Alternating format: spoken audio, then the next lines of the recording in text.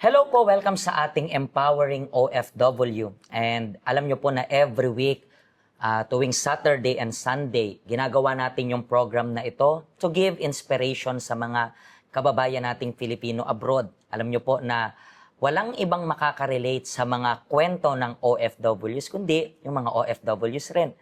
And magsilbi rin sana tong lesson para sa inyo na nagbabalak mag-abroad para pag-isipan nyo ng maigi, pag-isipan nyo ng mabuti kasi hindi po biro yung pagtatrabaho abroad.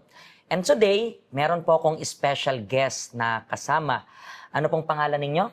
Ako po si Shirley Sarita Pastor. Ma'am Shirley, tagasan po kayo sa Sa Philippines? Benguet po. Benguet. Okay, Opo. so gano'n na rin po kayo katagal na OFW?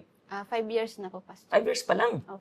And dito lang rin sa Hong Kong yung 5 years or hindi po? Hindi po, Pastor. So saan po yung iba't ibang bansa na Sa napuntan? Qatar po, Pastor, at saka sa Jordan.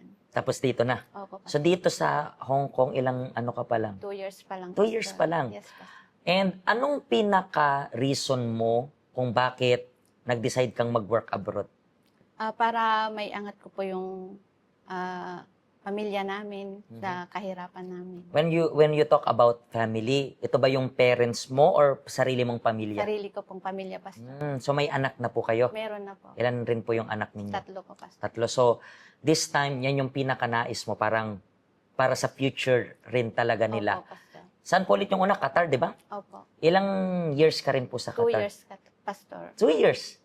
And then, kamusta naman yung experience sa Qatar? Okay naman, Pastor.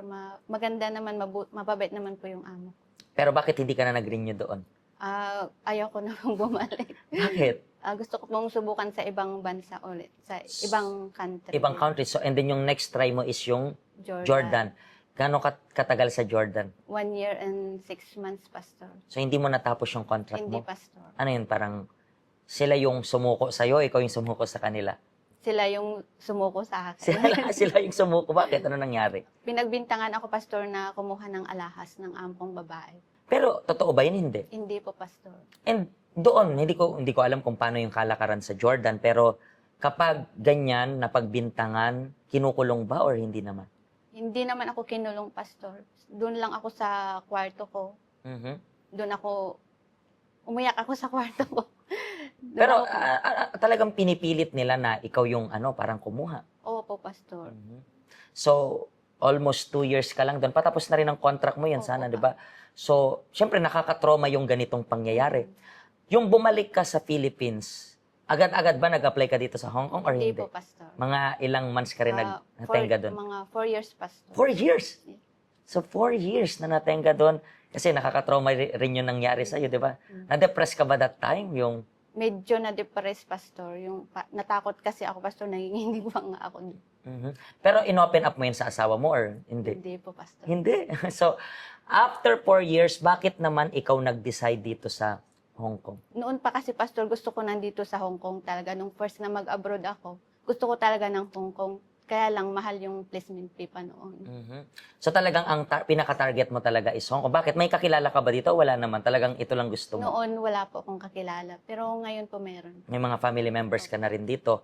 And within this almost 6 years na nag-work ka abroad, ano po yung hindi mo makakalimutang experience sa lahat ng na-experience mo? Yung nandun pa ako sa Jordan. Yung talagang pinagbintangan ka. Opo, Pastor. Gaano ka na po katagal dito sa health center? Mag 2 years na rin po, Pastor. 2 years. So, ibig sabihin, ilang weeks or months ka pa lang dito sa Hong Kong that time, napunta ka na sa health center. Yes, Pastor. And paano ka po napunta dito? In-invite po ako ng pinsan ko, Pastor. Pinsan mo rin, so family members. And then, pagpunta mo dito, paano nakatulong yung health center para sa, katulad mo na isang OFW? Natutunan ko pong magpatawad, Pastor. Nagkaroon pa ako ng peace of mind, ganun. At saka natutunan ko rin pong mag-budget sa pera. Bakit? Dati ba hindi ka marunong mag-budget sa pera? Yung palaging nagpapadala pag humingi yung anak ko, Mhm. padala, ganun. So ngayon, na-control mo na. Opo, Pastor, marunong na ako magsabi ng hindi. No, that's important kasi alam nyo po dito kayo rin pong kababayan naming mga OFWs. 'Di ba? Lahat naman ng ginagawa natin is para sa future ng ating family. So lahat is in, parang yung thinking natin is, hindi lang para sa ngayon. Gusto ko rin makasama yung family members ko as soon as possible. Diba ganyan dapat yung thinking natin. Hindi kayo nagwo-work like dito sa Hong Kong or dyan sa Middle East na may thinking na magwo-work dyan habang buhay. Yung thinking nyo is magwo-work lang kayo pansamantala, makaipon, and then makasama na yung family. Pero nadidelay ito eh. Nadidelay kasi di tayo marunong humindi, hindi tayo marunong mag-budget ng pera. And dito sa help center natin, meron po tayong ginagawang financial seminar. Just like yung sinabi niya, tuwing Saturday and Sunday, 3:00 ng hapon, meron tayong isang seminar. Tagalog yung seminar na yun para matuto kung paano i-handle yung finances. Kasi hindi po problema yung pumapasok. Laging may papasok na pera. Ang laging problema is kung paano lumalabas yung pera. At minsan, diyan kayo pinaka-problemado. I was even telling yung maraming mga tao dito sa financial seminar na minsan, isipin nyo po, malaki yung sahod ninyo, and then meron sa Pinas, pulubi. Alam niyo po yung pulubi, nanlilimos. Mga magkano yung monthly income kaya ng mga pulubi? Kung may kakilala kayo, pwede nyo i-comment dito sa comment section kung gaano karami. Pero let's say 3,000 naman. Medyo malaki na yun siguro, I don't know. Pero interestingly, yung mga pulubi walang utang. Walang utang. Bakit? Kasi yung thinking nila ganito, walang magpapautang. Kung gusto nyo rin makalaya sa utang, isipin nyo rin, walang magpapautang. Kasi kapag lalagyan nyo ng option, yung utak ninyo na may magpapautang, may option magpautang, madidisgrasya yung finances ninyo. Learn to say, ano daw? No.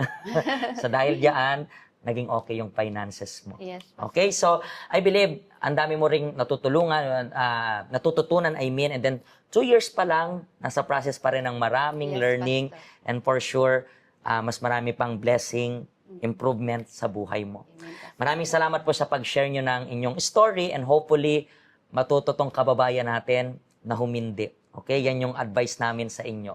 So mga kaibigan, visit our help center. Bukas po kami everyday. Sa susunod pong episode, meron po tayong kwento ng mga OFW once again na for sure makaka-relate para sa inyo. Pagpalain po kayo ng Diyos.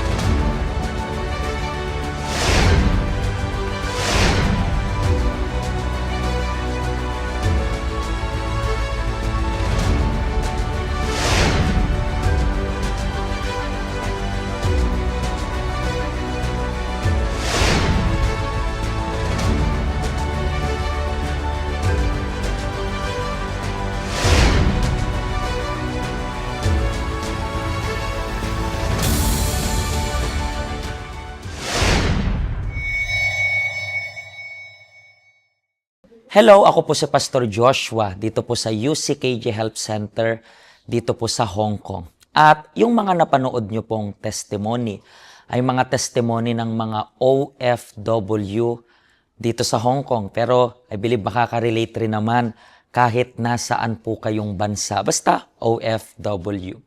Ang health center po natin ay walang pinipiling religion. Base na rin po sa name, Health Center. Kung kailangan nyo po ng karagdagang information, nandito lang po sa baba lahat ng information na kailangan ninyo. Kontakin nyo lang po kami at magiging masaya po kami na matulungan ka, ma-assist ka, nasaan man po kayong bansa. Pagpalain po kayo ng Diyos.